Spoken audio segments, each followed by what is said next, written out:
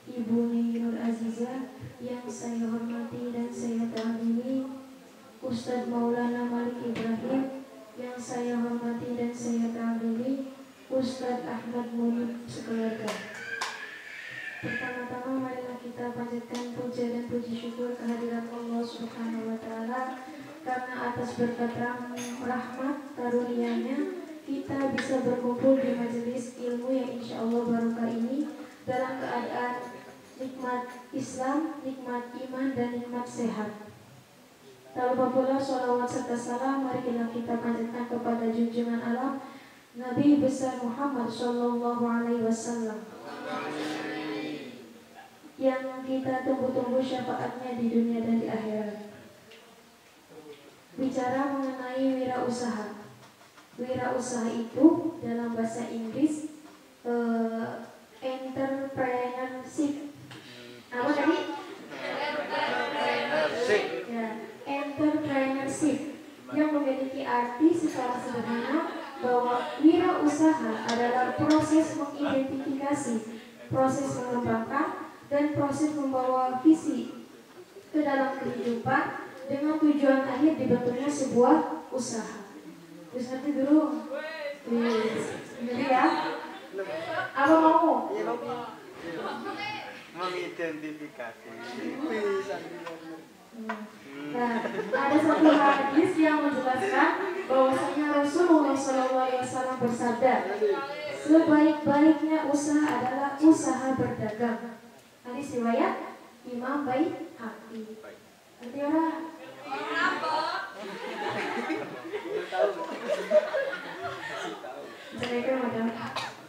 Nah, mau kan? Tadi kan sudah dijelaskan tips-tips cara berdagang ala Rasulullah lah. Daripada saya mengulang untuk kedua kalinya, lebih baik saya menceritakan salah satu sahabat Rasulullah yang juga piawai dan sukses di bidang berwirausaha. Ada yang tahu siapa? Salah. Namanya itu Abdurrahman bin Auf. Kan ngomongnya Abdurrahman toh. Abdurrahman duduk mas gue dulu. Abdurrahman bin Auf adalah salah satu sahabat Nabi yang salah satu dari 8 sahabat Nabi yang pertama kali masuk Islam. Nah, Abdurrahman ini diajak oleh Abu Bakar As-Siddiq. Nah, pas pertama kali masuk Islam, pada mulanya itu Abdurrahman bin Auf itu bernama Abdul bin Amr. Kemudian diganti oleh Rasulullah menjadi Abdurrahman bin Auf. Nah, ceritanya begini. Jadi, pada suatu ketika Nabi Muhammad itu hijrah ke Madinah dan Abdurrahman bin Auf itu ikut bersama beliau untuk hijrah ke Madinah. Di sana Abdurrahman bin Auf oleh Nabi Muhammad dijadikan saudara dengan Sa'ad bin Rabi. Nah, Sa'ad sudah menjadi saudaranya Sa'ad bin Rabi. Karena saking cintanya Sa'ad bin Rabi kepada Nabi Muhammad, apapun permintaan Nabi Muhammad diiyakan oleh Sa'ad bin Rabi. Nah, bukti cintanya kepada Nabi Muhammad, Sa'ad bin Rabi rela membagi setengah dari harta kekayaannya. Tahu Sa'ad bin Rabi siapa? Kasih tahu ya. Sa'ad bin Rabi adalah salah satu konglomerat yang ada di kota Madinah. Apa mau Jar? Ya, Sa'ad bin Rabi itu adalah salah satu orang yang paling kaya di kota Madinah. Saking kayanya itu mempunyai bisnis di mana-mana. Dan karena saking cintanya kepada Nabi, Sa'ad bin Rabi rela membagi hartanya, setengah dari hartanya itu kepada Abdurrahman bin Auf. Namun apa yang terjadi? Abdurrahman bin Auf menolak ajakan dari Sa'ad bin Rabi untuk membagi setengah hartanya. Namun kembali ditawarkan lagi, bagaimana kalau aku jadikan istriku untuk jadi istrimu? Bagaimana kalau kamu nikahi istriku? Tetap saja Abdurrahman bin Auf tetap menolaknya. Namun suatu ketika Abdurrahman bin Auf menanyakan letak pasar yang ada di kota Madinah. Nah, apa yang terjadi? Karena ditawari apapun tidak mau, kemudian Sa'ad bin Rabi mengiyakan ajakan dari Abdurrahman bin Auf untuk menuju ke pasar. Nah, setelah pergi ke pasar, kemudian Abdurrahman bin Auf melihat kondisi pasar tersebut. Setelah melihat kondisi dan sudah tahu strategisnya, ia berpikiran bahwa ingin membeli sebidang tanah yang ada di sebelah pasar tersebut. Karena dia tidak punya uang, karena dia tidak mau diberi oleh Sa'ad bin Rabi, kemudian ia tetap melanjutkan berjualan kayu bakar. Namun pada suatu ketika, karena ia merasa sudah lama sekali namun uangnya belum jual terkumpul, akhirnya Abdurrahman bin Auf mengajak untuk Sa'ad bin Rabi bekerja sama. Untuk apa? Untuk membeli sebidang tanah kosong di sebelah pasar tersebut. Nah, setelah tanah itu dibeli oleh Abdurrahman bin Auf, kemudian Abdurrahman bin Auf ini membagi tanah itu sama rata. Dijadikanlah itu berpetak-petak dan akhirnya banyak sekali. Setelah itu ia mengumumkan kepada seluruh pedagang di kota Madinah untuk menggunakan lahan yang sudah disediakan. Dengan apa? Dengan tawaran yang sangat menarik bahwa para penduduk yang berdagang di kota Madinah, di pasar Madinah, boleh menempati lapak yang sudah dibuat oleh Abdurrahman bin Auf. Tidak ada syarat apapun, digratiskan. Namun ada satu yang harus dipenuhi. Jika pedagang yang menempati lapak itu sudah mempunyai keuntungan, mereka harus membayar keuntungan kepada Abdurrahman bin Auf seikhlasnya. Jadi tidak ditentukan berapa besarannya. Kemudian karena sikap dermawannya, lama-kelamaan para pedagang itu banyak meraup keuntungan dari dagangannya. Kemudian dibagikanlah kepada Abdurrahman bin Auf. Karena lama-kelamaan akhirnya terkumpul banyak uang Abdurrahman bin Auf.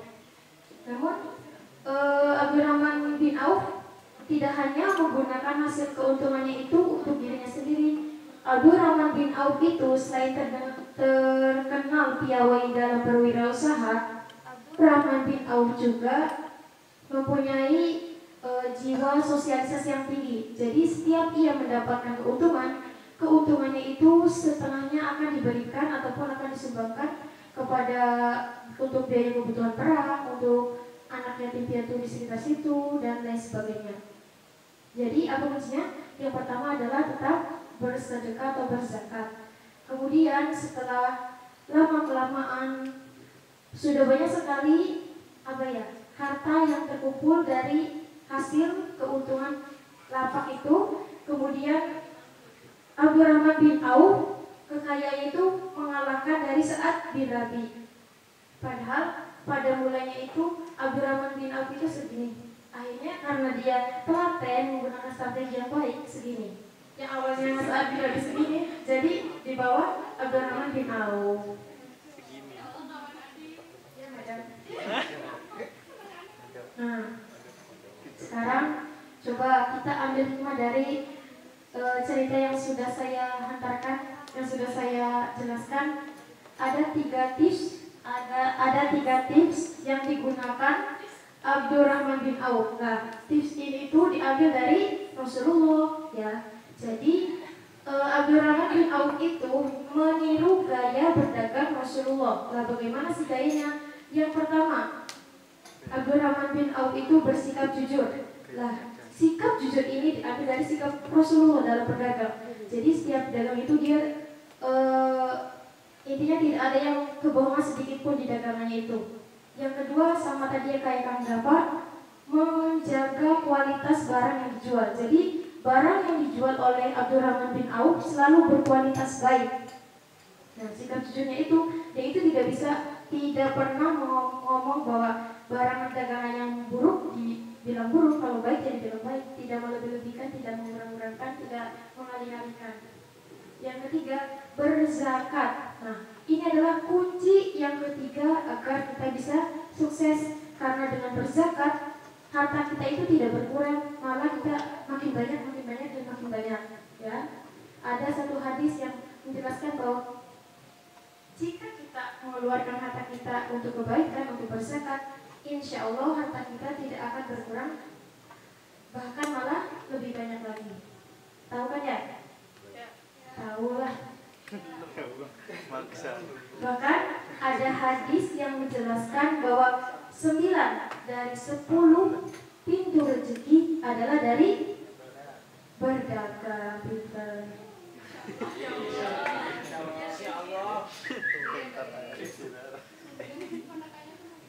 Nah, sudah banyak sekali yang saya jelaskan ya. Jadi intinya itu ada 3 tips yang ditawarkan dari Rasulullah untuk kita agar kita bisa memperkuat ekonomi kita. Dengan cara yang pertama adalah kita harus bersikap jujur. Yang kedua, kita harus menjaga kualitas barang yang dijual kita. Kualitas barang yang dijual kita itu harus selalu berkualitas baik, masa buruk. Yang ketiga, dengan berzakat, membersihkan diri ya. Karena zakat itu artinya bersihkan diri. Jadi kalau kita berzakat, selain kita mendapatkan pahala dan bisa membantu, kita juga bisa membersihkan diri kita. Nah, mungkin itu saja yang dapat saya sampaikan. Saya mohon maaf apabila ada kesalahan dan kekurangan. Wabillahi taufiq hidayah. Wassalamualaikum warahmatullahi wabarakatuh. Waalaikumsalam warahmatullahi wabarakatuh.